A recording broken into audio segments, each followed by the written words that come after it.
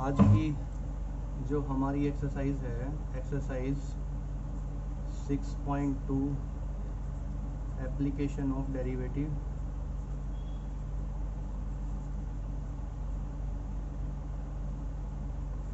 Chapter का नाम हमारा है और जो टॉपिक है वो है इंक्रीजिंग एंड डिक्रीजिंग।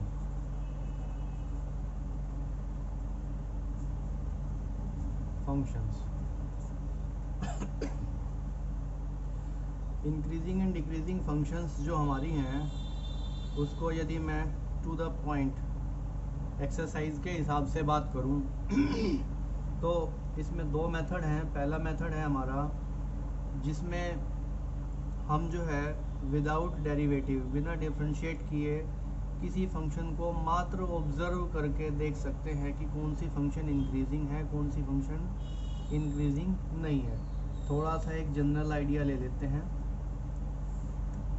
ये सपोज यहाँ पर x1 है, यहाँ पर x2 है। आप सभी बच्चे यहाँ पर देख रहे हैं कि x1 की जो वैल्यू है वो x2 से छोटी है। x1 की वैल्यू x2 से छोटी है। यदि मैं x1 की वैल्यू यहाँ पे 1 मान लूँ तो ये जाहिर सी बात है 2, 3, 4, 5 यहाँ पे तकरीबन 5 होगा। अब आप जानते हैं कि जो 1 की वैल्यू है वो 5 से छोटी होती है, अर्थात 5 जो है वो 1 से बड़ा है। तो उसी हिसाब से मैंने यहाँ पे लिया कि late x1 is less than x2, या कहूँ कि late x2 is greater than x1। अब मेरी कोई फंक्शन इस तरीके से है, मेरी जो फंक्शन है वो इस तरीके से है। तो आप यहाँ पर एक चीज़ ऑब्ज़र्व करेंगे कि जब मैं x1 के ऊपर हूँ, जब मैं x1 के ऊपर हूँ तो जो हाइट है मेरी वो इतनी है, ठीक है। और जब मैं x2 के ऊपर हूँ, अर्थात जब मैं यहाँ पर हूँ तो जो हाइट है मेरी वो ये हो जाएगी, अर्थात ये हाइट और ये हाइट दोनों में फ़र्क हो गया। अर्थात मैं कह सकता हूँ कि ये हाइट जो है इस हाइट से ज़्यादा है।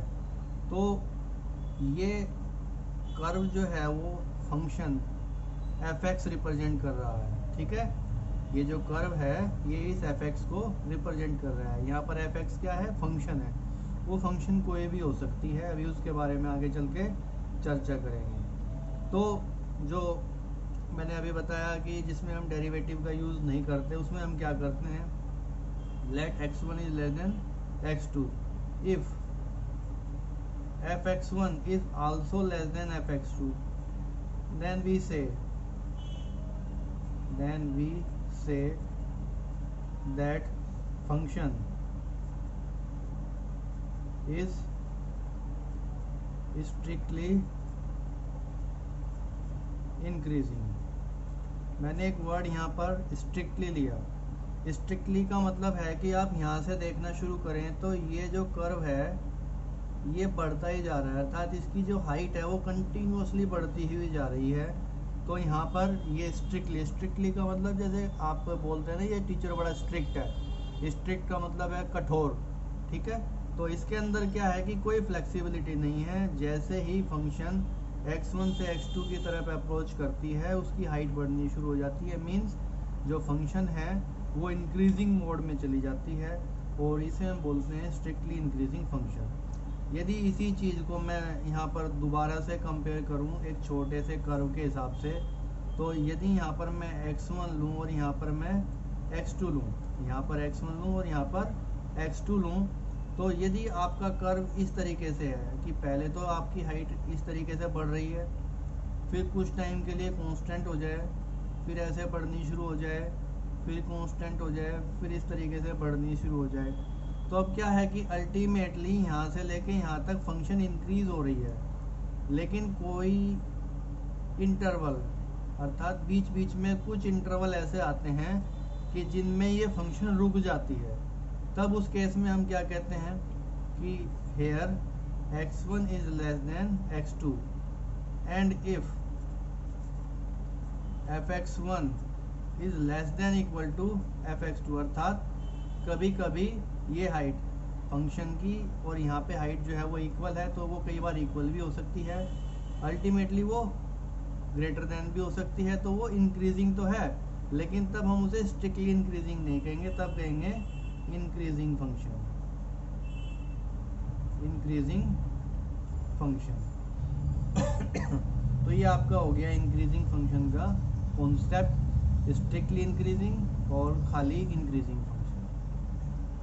इस चीज़ को मैं वापस आऊँगा क्योंकि अभी यहाँ पे मैंने कुछ नहीं लिखा है, क्योंकि इंक्रीजिंग एंड डिक्रीजिंग फंक्शन जो है उसका हम टेस्ट के बारे में बात कर रहे थे। फिलहाल मैंने यहाँ पे स्टॉप कर दिया है और इंक्रीजिंग और डिक्रीजिंग को यहाँ पर मेंशन किया है। अब इसी को यदि हम यहाँ पर दोबारा देखें, फिर हमारा कॉन्सेप्ट आएगा strictly decreasing function, strictly decreasing function. Strictly decreasing function में क्या होगा, यदि मैं इसको इस तरीके से ज्योमेट्रिकली शो करूं, यहाँ पर मैं x1 लूँ, यहाँ पर मैं x2 लूँ, तो ये जो कर्व है हमारा यदि इस तरीके से चलना शुरू हो जाएगा, तो तुम क्या देखते हो कि यहाँ से जब मैं शुरुआती दौर में देखूँगा तो जो हाइट है वो मेरी h1 है, और जब यहाँ पे देखूँगा तो जो मेरी हाइट है वो है h2।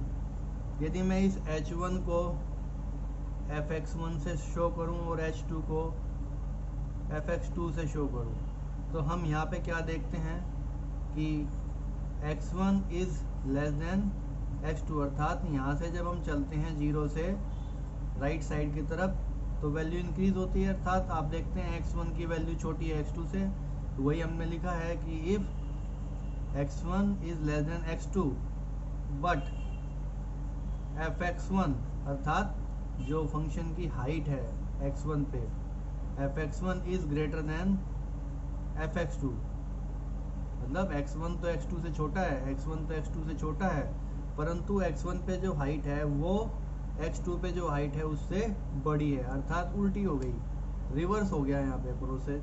तो इसे हम क्या कहते हैं, such type of function, such types of functions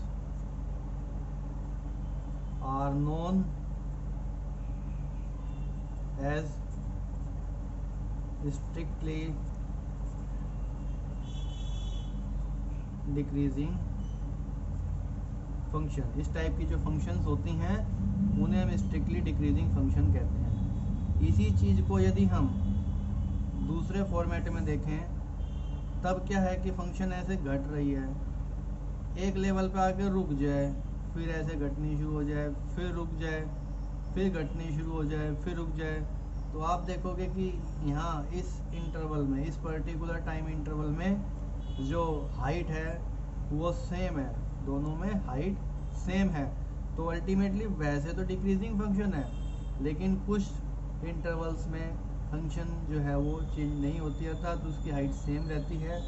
तो यहाँ पर हम कहेंगे टेस्ट उसी तरीके से, if x1 is less than x2 but fx1 is greater than और इक्वल टू fx2, अर्थात कभी कभी वो ग्रेटर देन है और कभी कभी वो इक्वल है, then fx is said to be decreasing function, is said to be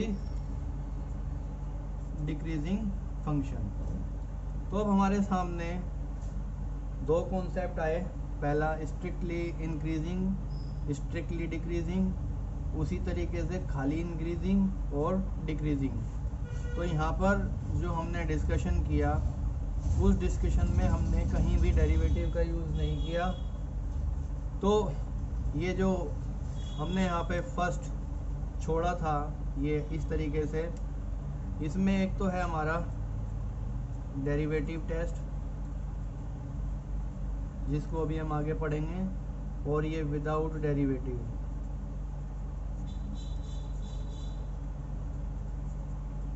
without derivative test. तो जब हम यहाँ पर इंक्रीजिंग एंड डिक्रीजिंग फंक्शंस के क्वेश्चंस को सोल्व करते हैं तो हमारे पास में ये दो कॉन्सेप्ट होते हैं जिनका हम यूज़ करते हैं चेक करने में कि कौन सी फंक्शन हमारी इंक्रीजिंग डिक्रीजिंग है या स्ट्रिक्टली इंक्रीजिंग या स्ट्रिक्टली डिक्रीजिंग है। पहला है विदाउट डेरिवेटिव टेस्ट और दूसरा है डेरिवेटिव टेस्ट। अब जो हमारे मैक्सिमम क्वेश्चंस हैं वो हम यूज़ करते हैं डेरिवेटिव टेस्ट को, लेकिन जो विदाउट डेरिवेटिव टेस्ट है ये खाली हम ऑब्जर्वेशन से जो 1 मार्क्स के 2 मार्क्स के क्वेश्चंस होते हैं या MCQ टाइप के क्वेश्चंस होते हैं उनमें मोस्ट ऑफ द टाइम हम इस टेस्ट का यूज़ करते हैं, क्योंकि हम केवल ऑब्ज़र्व करके ही चेक कर सकते हैं कि फंक्शन इंक्रीजिंग है या डिक्रीजिंग है। ठीक है, तो ये शुरुआत का हमारा कॉन्सेप्ट था। अब नेक्स्ट जो हमारी वीडियो होगी उसमें हम एक्सरसाइज 6.2 के क्वेश्चंस को सोल्व करेंगे। मैंने यहाँ पे शुरुआत में एक्सरसाइज 6.2 इसलिए डाल दी थी ताकि हमें जो है ये ध्यान रहे कि हम एक्सरसाइज 6.2 में किन कॉन्सेप्ट्स को यूज़ करेंगे और उन कॉन्सेप्ट का यूज़ किस तरीके से क्वेश्चंस को सोल्व करने में करेंगे। तो उम्मीद है आपको ये जो पॉइंट हैं ये समझ आ गए होंगे।